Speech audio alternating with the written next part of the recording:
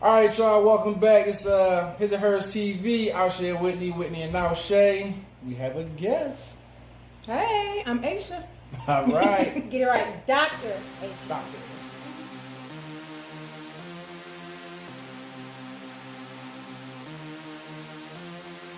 Go ahead and introduce her. You got So that. I'll go ahead and introduce her. Today we have Dr. Asha Dickerson. Yes. She corrected me. First of all, Finally. yes, she did. She let me go for a whole year. But let me give you some background. This is a professor from a doctoral program, and she interviewed me to get into grad school. So pretty much they'd be okay. And most importantly, she is my soror. Yes, I am, as she said, Dr. Asha Dickerson. I do everything. I teach full-time. I see clients a little bit, only the ones I want to. I have about 7 supervisees. Yeah, I have a radio show, 2 therapists and a microphone with Dr. Harrison Davis. And that's about it. That's enough. She knows. And She's then basically right, I take care of kids. She's basically doing a little mini tour because I always see her everywhere else, getting people together and getting them together professionally. But what I wanted her on the show to talk about.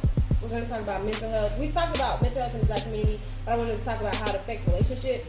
But what I admire about her is who she is who she is. And I remember the first time I came to her class, I think I was like 16 minutes late. I remember this. And my daughter has asthma. So I was like, she was like, why are you late? And I was like, well, I had to give her a breathing treatment. She was like, my daughter doing this for herself. I said, well, my daughter's 3. She was like, oh, okay. But it wasn't, basically do it 30 minutes early. No excuses. No excuses. And I can appreciate that because I don't need to be coddled or enabled. I need the real. And I know she's going to always be for me. So. Thank you. Yeah. I pride myself on that, regardless of how much students put that negative stuff in their, what do they call, what's that stuff y'all do? Group me? Surveys. Surveys? Oh, Everybody's mad in the surveys. Listen, it doesn't really bother us. We know who you are. In one of my surveys, though, it was one teacher I had to get together because she was trying to tell me basically the words that I was using was synonymous with the words that she wanted me to use. And I said, but that would take away my personalization. That doesn't make it me. This makes it your paper, not mine. So we talked about that for a couple of days, and then I finally got my A. Because she gave me an 80. She like got 87 because of the words that I was using. It wasn't grammatical errors. It was like synonyms. Ma'am, not changing. But anyway. You have to tell me who that was later. Okay. Okay. So what's going to be our topic tonight? We're talking today, about... this morning. This is an early recording. This is the first one. The first early recording. Get our late night on. You know? And I got other things to do at night. Period. All right, for those of y'all that really listen to podcasts, know we record 1 o'clock in the morning, 1:30, 10, when the kids go to sleep. Not with me. You had to get it early. You got that appointment. She's like, Right. I got things to And do. other stuff. That's why she got a little light beat by me. You know what I'm saying? Thank you. Some makeup today. Okay. You know? But I did want to talk about mental health in relationships and how it affects relationships because I think that's something that people don't think about when they start dating or talking to somebody or these choices that they make in a relationship. They're not really thinking about that person's reaction. I don't think people think about that sometimes. I think sometimes my experience has been that people are sometimes seeking out people who have mental health issues that are maybe undiagnosed, especially those of us who are counselors and social workers. You know, we do that for a living, but sometimes we attract those same people in our lives, especially those who are depressed. We look at the people who are codependent. They want to take care of someone. Right. And if you're always depressed and you always call me when you're depressed, you want to cuddle and you want to drink and you want to talk all day. And you, as a woman, that's what I want. I want to cuddle. I want somebody who needs me.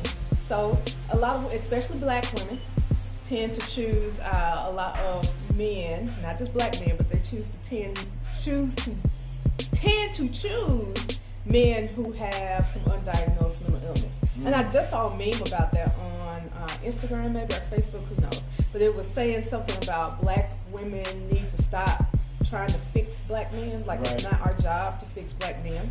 Right. A lot of Black men in general, have trauma in their background. Maybe they were beat, they may be depressed, and that depression is manifesting itself as anger.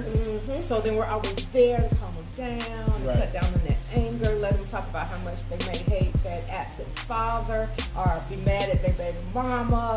And I'm here for you, and I'm mad at her too. And you're gonna be a better father than him, but you're not telling your man you probably need to see a counselor. Right. Because instead you're just putting all that in my spirit too. Right. And you know what? Now that you say that, I think that depends on that woman's need or mental health at the time. Because my last relationship, I was like that. I was like, if I don't have him do this, he's not gonna graduate college. If I don't have him do this, he won't get his job. If I don't have him do this, he'll be homeless. But I can honestly say in this one, he don't even allow it. And it's like just things like, we talked about this before, but like before we lived together, everything, I felt like I needed to take care of my house, everything. So he'd be there and I'm like cleaning up and he'll like try to take the trash out. I don't want to talk to him about that. I've done that too. I take my own trash out. I take it by myself. I think it's that thin line between a woman being the helper and the mother. And I'm saying that's what the line, like that. No one walks it perfectly. Like this line right here. Everybody, they either wobbling, stepping over here, I'm your mother, or stepping over here, I'm your helper, and that's what the man gets used to. You know what I'm saying? Like it gets to the point where like I know what she's going to do. Because 9 times out of the 10, the woman is the more focused individual. You know what I'm saying? So, like you said, when it goes back to those traumas where people start looking for those certain behaviors, those are the behaviors that they're more comfortable in. Because that's probably what they saw their mom doing or their dad doing. So we just repeat that cycle. You know what I'm saying? Because I know my mom, I talk about it like she was strong, and I seen her do a lot of stuff by herself. So me growing up, when I see a woman that's doing something, like, oh, you can't do that? I see my mom doing it, and she did it all by herself up until I was such and such age. So in my head, man, you're a weak woman because you can't do what she was doing. That's a good point. He tried to scholar. You know what I'm saying? I'm trying to scholar. I gotta keep up. Doctors right here. You know what I'm saying? So it's kind of a balance between what you had in your childhood and then your past relationships, and then kind of what you've learned in school. Us, again, as counselors, we have all this unconditional positive regard, which for our clients, that means that we're not going to judge them. But then sometimes we take that into our relationships. You need to have some conditional positive regard in your relationship. Don't just give all your positivity to a person who hasn't proved themselves worthy of that. Now, you may have had a childhood where you had 2 parents and your dad was great and he was a provider and he was empathic, and then you assumed that men were going to be like that in all your other relationships. Maybe you got a bad husband and another bad husband and a bad baby daddy, and now you like forget that. My dad, my dad's the only good man and the rest of y'all are garbage. So then you start to treat other men like they're garbage as well. Yep. Now, and that's different. Now, that's the woman with her mental illness. And then here comes this man coming in trying to just be himself, and he's got to deal with your paranoia, your, let me see, what could it be? Possibly your bipolar disorder. Yeah. You crying one day, you spend up all your money the next day. Expect a man to get drunk. Right. Yeah. He's talking about me. No, not you. You're perfect. No, you have no issues. I have mine, but one thing I know is I deal with the strong black woman syndrome. Like I feel, but he called me out on it. That's what I can appreciate about it, because he's gonna call me out on it.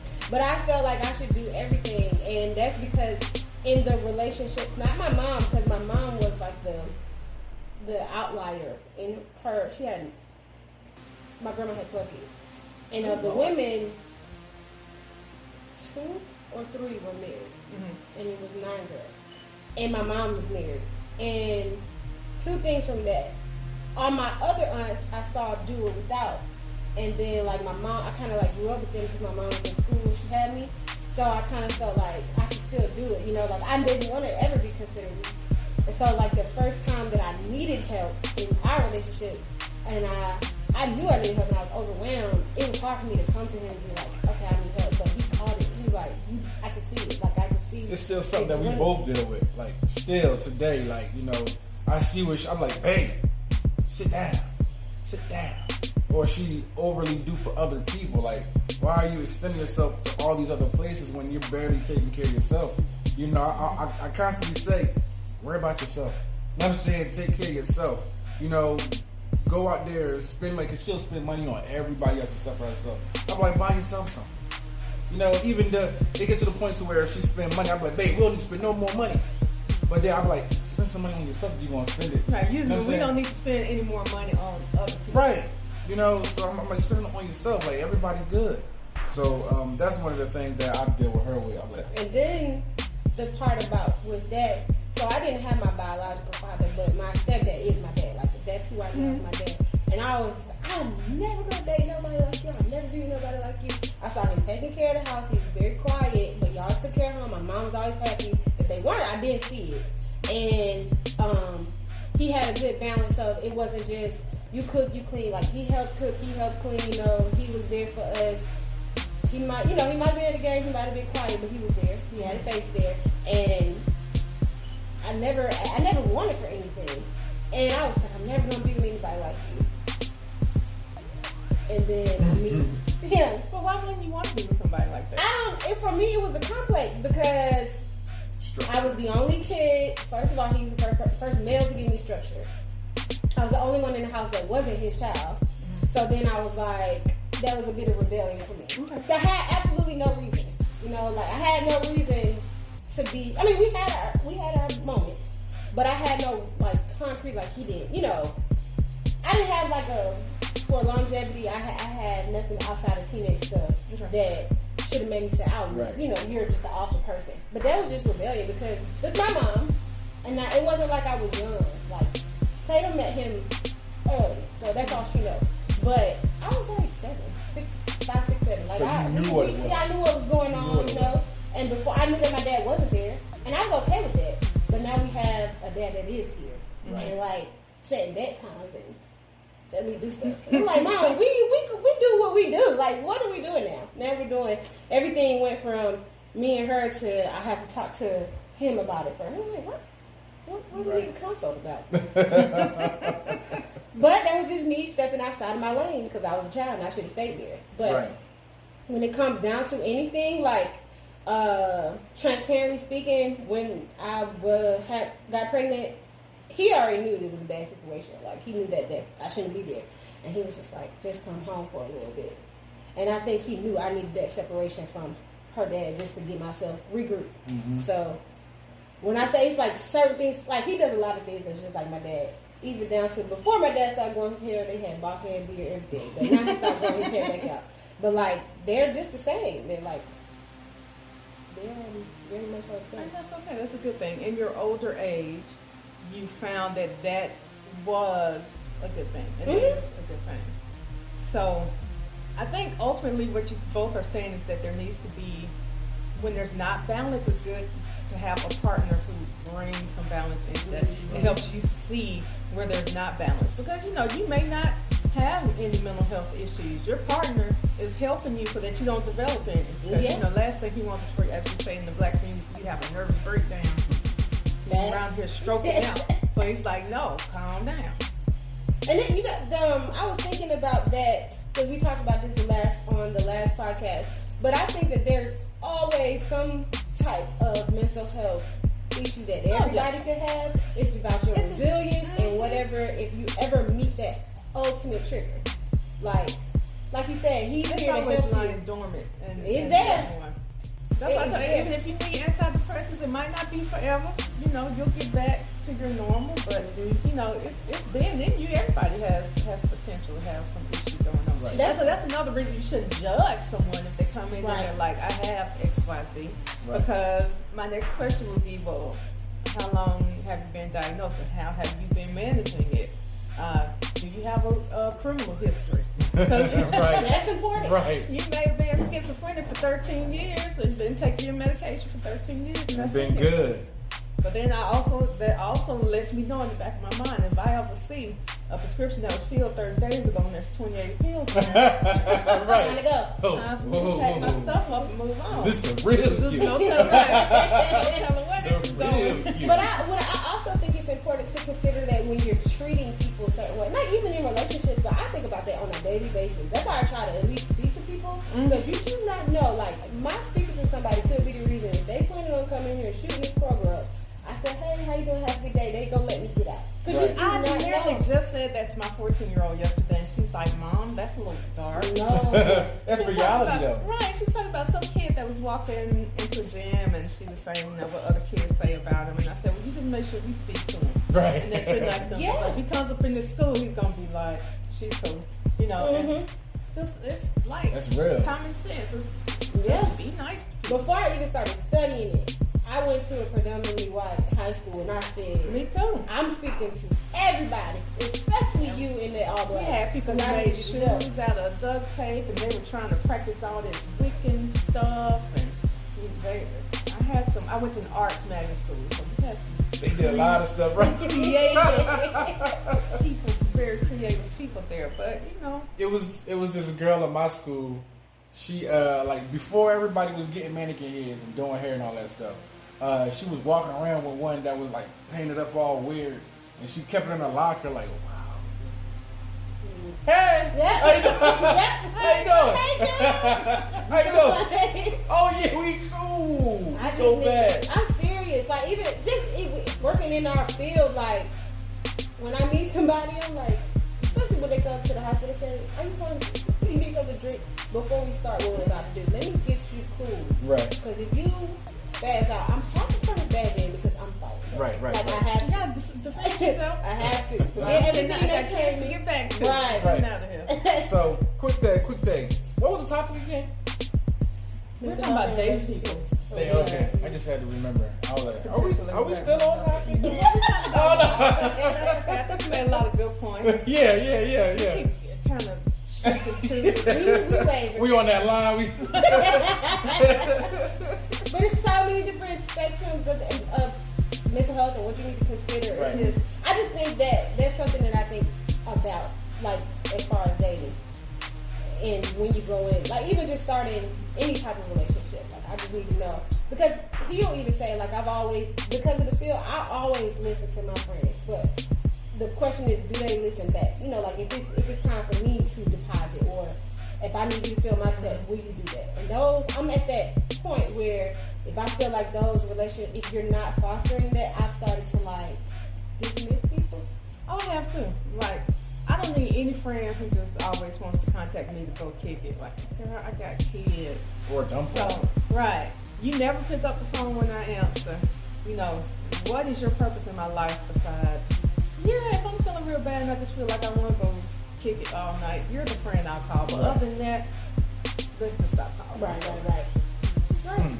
So, also when it comes to relationships, I think all relationships, you're kind of thinking about what you can deal with and what you can't deal with, because there's always going to be issues. Mm-hmm. You know what you like and you know what you don't like. You just got to figure out what you're willing to deal with.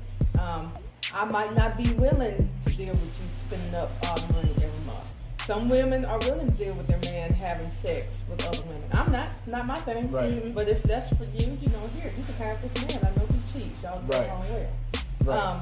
Some people don't like men who are cheap. In the same sense, thinking about different mental illnesses, right? We're gonna say frugal. Yeah, frugal. It has its benefits, Yeah. but sometimes, it can. If you're going to something else other than just being cheap, you can be cheap and want nothing else, or you can be cheap and with the mindset of going somewhere else. Well, it just depends. So I think and that's how different. cheap you are, because I have to have Charmin toilet paper. Don't bring me Oh, no. toilet paper. You talking about it was half the price. That's Got what that I umbrella It's either pad on your Charmin or booty. Cottonelle. Those are two I made. Don't come in here with Scott and no name brand. That just doesn't work. But how cheap are you? Right. Okay, so when you're looking at mental illnesses, like I might be able to deal with some anxiety. Right. I can work with you on anxiety. So what's an anxiety you can deal with? Like what kind of anxiety? Afraid of heights. Okay. Yeah. Afraid to take tests. What I can't deal with is a man who's afraid to take chances in like his business or something. Like you can't even invest because you're afraid that you're gonna end up, I don't know, broke like your broke uncle. Right. You'll Just never. scared You of can't the make it. possibilities. It takes money to make money. Right. So if you can't even buy a $10 piece of equipment to try to get you to where you want to be, we can't work it up. Like, how bad is your anxiety? Well, as you can see, we don't have that issue. He might not do for himself, but if anything that's invested in him or me, he's all about it.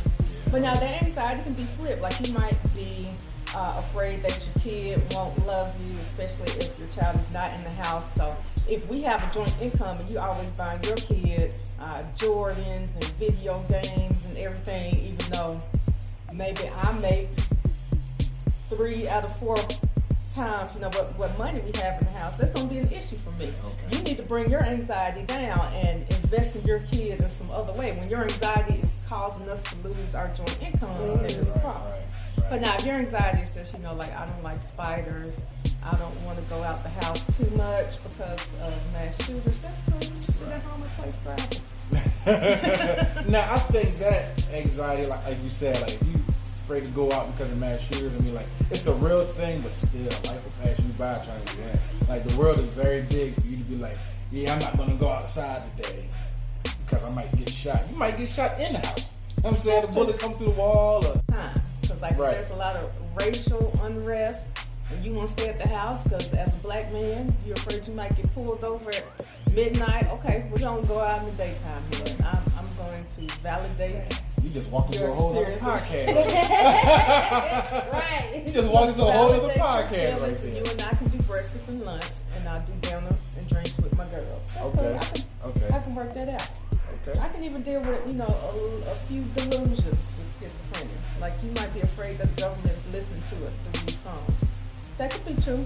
Okay. But now, if you see a little blue man standing next to us, that's a little suspicious. I feel you there. So okay. So you can deal with the conspiracy, the possibility. Yeah, that could possibly be. You might be able to convince me. Yeah. But then it's like, oh, you see your dead aunt behind the bar right there. Yeah, I'm about to go get a drink with my girls. I'll be back. And so then that again goes to like who you're dating, because as a part of somebody else's culture, they would say our ancestors are here. They're always around, and it's a blessing that you're able to see her. What you is see she trying in to the tell fifth us? dimension. Well, you see, your third eye open. Right. Okay, you're real spiritually grounded. You seeing ancestors. Right. I love you. But somebody else might be like, oh no. Can't get there. Wow. That's another podcast right there. Like, I'll tell you, she doesn't. Look like you you got might three be bringing right her these. straight no chaser. But no, she said she do stuff at night. So Okay. And just what time? Y'all take it at like 1 o'clock in the morning. nah, straight no Straight No chaser is Chaser 9:30 on Wednesday. I Wednesdays. might still be asleep then. So just depends. But I think that the reason I guess that I wanted to bring it up is because I know, like I said, my people, coworkers, friends, they don't or talk to me because of the job that I'm in. And some of the stuff that I hear that they speak about in relationships, it's just like, well, at what point did the partner consider your reaction? Because that's scary to me. Like, to really not consider how this, like, you have to think of all things of how they could react. Right. Because like you said, you don't know what somebody's triggered. Like, you might think, oh, I'm going to just keep sneaking around, and then they going to do And nothing. here's the thing, like, they love to tell this woman that she's crazy, and then, like, when she acts crazy, it's like, you're surprised. What? You You acting crazy. right. But you already knew I was crazy. Right. You've been saying that. Don't say I'm crazy and then act surprised when the crazy comes out. Right. The Like crazy that you made come out. Right. Not liking the things you liked before because it's towards you now. So, Yeah. but we appreciate y'all. Till the next time, we're gonna have Dr. Dickerson back here again for sure. Before we finish, tell us your social media really quickly. Okay, so my Instagram is Dr. ASHASD, as in Dickerson. So Dr. ASHASD on Instagram. Facebook, I'm just Asha Dickerson, but I don't really respond to friend requests. So you can find me on LinkedIn. Let's keep it professional, Pippin. or follow on Instagram, because that's where I do the most conversing with other people. Okay. All right. And there's thank you again for watching His and Hers TV.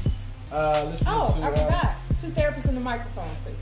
So that's 2therapists.com. Quick plug. Yeah. Two therapists in a microphone. Check that out. We're gonna be on there. Yeah. So yeah, once again, His or Hers TV.